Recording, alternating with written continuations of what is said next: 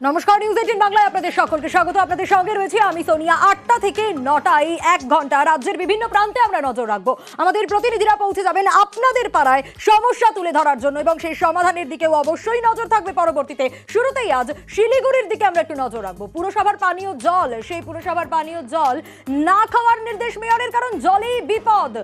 সময়সীমা বেঁধে দেওয়া হয়েছে একটা 2রা জুন পর্যন্ত।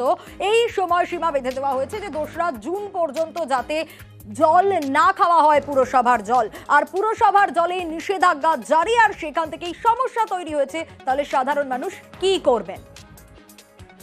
আজকে হঠাৎ করে অ্যানাউন্স করলো, কিন্তু এটা আগেই পরীক্ষা করে দেখা উচিত ছিল যে আমরা যে জলটা সাপ্লাই দিচ্ছি সেটা মানুষের খাওয়ার উপযুক্ত কিনা। আমরা তো যেদিন থেকে জল পেয়েছি সেদিন থেকেই জলটা ভালো না, জলের নিচে লেয়ার পড়ে আছে, জলের কোনো স্বাদ নাই পাচ্ছি। কিন্তু তবুও কর্পোরেশন যেহেতু দিয়েছে, আমরা এই কদিন খেয়েছি, খেয়ে তো আমাদের সবারই পেটের একদম ঠিক নেই। মানে এটা তো আমাদের আগে বলতে হতো এই জলটা খাওয়া নিষিদ্ধ বা এই জলটা খাবেন না। এই জলটা খাই তখন সবাই অসুস্থ হয়ে পড়ছে।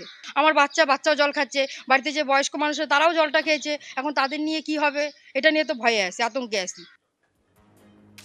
খুব স্বাভাবিক। আর এখানেই তৈরি হয়েছে সমস্যা, কারণ তিস্তার বাঁধ মেরামতি ও পলি পরিষ্কার, কিন্তু সাধারণ মানুষ কিভাবে জল খাবে? পার্থ আমাদের প্রতিনিধি রয়েছেন আমাদের সঙ্গে।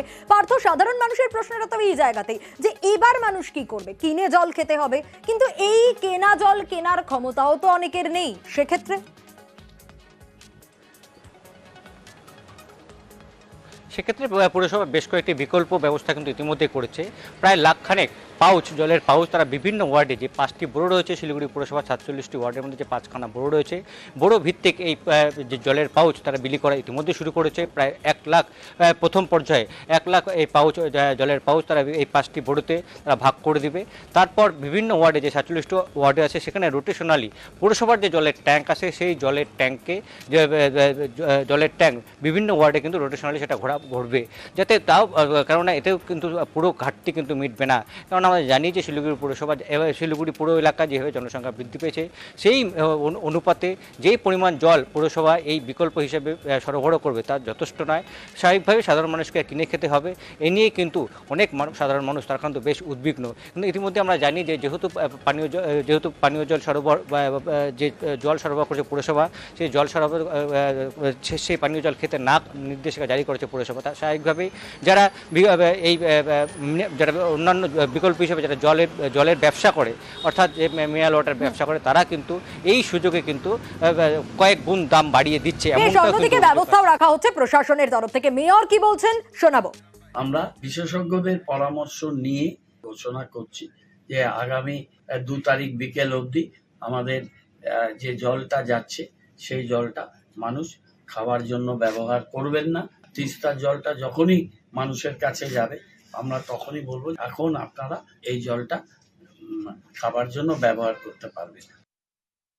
অর্ডারটা যেটা মেয়র সাহেব দিয়েছেন, বলছি, তাহলে নিশ্চয়ই তারতম্য মানে ওটা বেড়ে গেছে অনেক। ক্ষতিকারক মাইক্রোঅর্গানিজম যদি চলে যায়, আমরা যখন জল খাচ্ছি, যেটা প্রথম ফার্স্ট যে প্রবলেমটা হতে পারে সেটা হচ্ছে ফুড পয়জনিং। মানে যেটা আমরা সাধারণত থাকি যে ডায়রিয়া বা কলেরা এই সব হতে পারে, যেটা ইকোলাই বা কলিফর্ম মাইক্রোঅর্গানিজম থাকলে।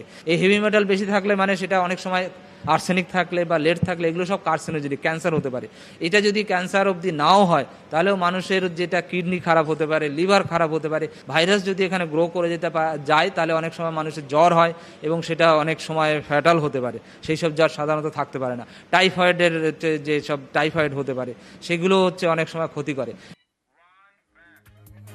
পুরসভার পানীয় জল, সেই জল 2রা জুনের পর খাওয়া যাবে। নিষেধাজ্ঞা জারি করার পর থেকেই কিন্তু রাজনৈতিক তরজা স্বাভাবিকভাবেই শুরু হয়ে গেছে। কিন্তু প্রশ্নটা থাকছে, সাধারণ মানুষ তারা তো চিন্তিত হবে, তাদের চিন্তা থাকবে, কিন্তু রাজনৈতিক তরজা, সেই রাজনৈতিক তরজাও কিন্তু শুরু ইতিমধ্যেই। শহর পরিচালনা করবার ক্ষেত্রে দক্ষতার অভাব রয়েছে। পানীয় জল যে দূষিত হয়ে গেছে, এইরকম একটি ভয়ঙ্কর খবর এতদিন কেন চেপে রাখা হয়েছে? গত 15-16 দিন ধরে জল এলো, কিন্তু সেই জল যে এরকম বিষে পরিণত হয়েছে সেই খবর মেয়র সাহেবের কাছে ছিল না। দূষিত, যাকে বলা যায় বিষ, সেই বিষ জল পান করাতে বাধ্য করলেন শিলিগুড়ি মিউনিসিপাল কর্পোরেশন। বিষ জল পান করালেন, রিপোর্ট আছে নর্মাল, এটা গভর্নমেন্ট অফিসিয়ালরা করে, এটা মেয়র করে না। যদি ওনার ক্ষমতা থাকে উনি এর জন্য আমার বিরুদ্ধে মামলা করতে পারেন। আমি ওনাকে আহ্বান করছি